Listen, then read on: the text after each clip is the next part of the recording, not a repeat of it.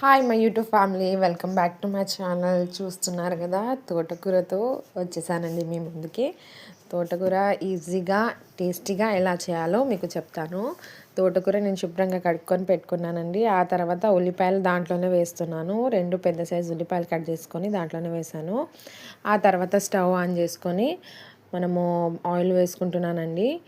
Oil నేనైతే 2 spoons వేసుకున్నాను. ఆ తర్వాత ఎండిన మిరపకాయలు ఒక 2 కట్ చేసుకొని దాంట్లో తాలింపులో వేసుకుంటానండి. చూస్తున్నారు కదా, ఇలా ఆయిల్లో వేసుకొని ఆ తర్వాత మనము కడుక్కొని పెట్టుకున్నాం కదా తోటకూర, ఉల్లిపాయలు దీంట్లోనే వేసేయాలండి. ఇలానే వేసేయండి. ఇలానే వేసుకొని కలుపుకోండి ఒకసారి ఆయిల్లోనే. నేను చెప్తున్నాను కదండి, మీరు కూడా ట్రై చేయండి. చాలా బాగుంటుందండి, కర్రీ సూపర్ ఉంటుంది. తోటకూర వల్ల మనకు హెల్త్ కూడా చాలా బాగుంటుందండి. అది హెల్త్కి మంచిది. మనకు దానివల్ల మనకు బ్లడ్ వస్తుందండి, బ్లడ్ రావడం కూడా జరుగుతుంది. ఈ తోటకూర తినడం వల్ల కొంతమంది తోటకూర తినడానికి ఇష్టపడరండి, అంతగా టేస్ట్గా అనిపించదు. కానీ మీరు ఈ విధంగా ట్రై చేయండి. నేను చెప్తున్నాను కదా, చాలా టేస్టీగా ఉంటుందండి. దీంట్లో కొద్దిగా ఉప్పు వేసుకోండి, మీ టేస్ట్కి సరిపడేంత. నాకైతే ఇంత సరిపోతుంది ఆ కర్రీలో, నేను ఇంత వేసుకున్నాను. అల్లం ఎల్లిగడ్డ పేస్ట్ వేసుకొని మళ్ళీసారి బాగా కలుపుకోండి. నేను అసలు తినకపోయేదాన్ని కాదండి, నాకు తోటకూర అంటే అస్సలు ఇష్టం ఉండకపోయేది. తర్వాత నేను ఇలా చేసుకొని తిన్న తర్వాత నాకు ఇక తోటకూర అంటే కొద్దిగా బాగుంటుంది అనిపించింది. ఇక నేను 2 వీక్స్కి ఇలా చేసుకొని ఒకసారైనా తింటానండి, ఎందుకంటే హెల్త్కి మంచిది కాబట్టి. నేను పెద్ద సైజు 10 టమాటాలు చూపించాను కదా, అవి కట్ చేసుకొని మళ్ళీ దీంట్లో వేసుకుంటున్నానండి. వాటర్ వేయాల్సిన అవసరం ఏం లేదు. ఈ మన పచ్చకూరది వాటర్ ఉంది కదా, ఆ వాటర్లోనే మీ కర్రీ ఈజీగా అయిపోతుంది.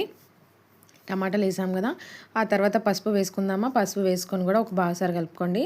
నేనైతే పచ్చిమిరపకాయలు వేయట్లేదండి, వేస్తే మీరు 2 వేసుకోండి అంతే. కారంతోనే వేస్తున్నాను, కారంతోనే చాలా బాగుంటుంది. ఇలా కారం వేసుకున్నాం కూడా బాగా కలుపుకోండి. ఇలా మొత్తం కలుపుకున్నారనుకోండి. ఆ తర్వాత నేను ఒక గిన్నెలో వాటర్ వేసుకుంటున్నానండి. ఒక వాటర్ వేసుకొని మనము కర్రీ చేస్తున్నాం కదా, ఆ గిన్నె పైన ఇలా పెట్టేసేయండి. ఆ వాటర్ ఆవిరికి మీ కూర అనేది చాలా బాగా టేస్ట్గా అవుతుందండి. ఇలా పెట్టేసి మీరు కూడా ట్రై చేయండి. అది చల్లనీళ్ళు నేను ఇప్పుడే పెట్టాను.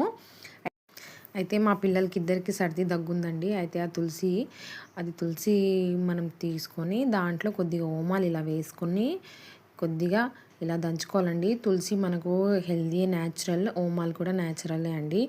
ఇది వేసి పిల్లల్ని తాగిపియడం వల్ల వాళ్ళకు సర్ది దగ్గని తగ్గుతుంది. బాగా దంచుకోవాలండి. ఇలా మొత్తం మనకు ఓమాలంతా ఇలా బాగా దంచుకొని ఈ టైప్లో అయితే చాలండి.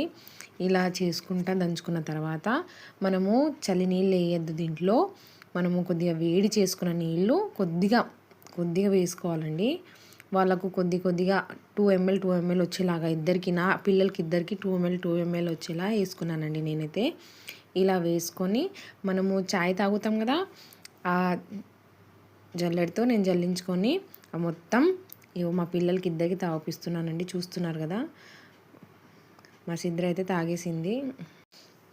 మా చిన్నోడు మాత్రం అస్సలు తాగడండి, సతాయించి తాగుతాడు వాడైతే.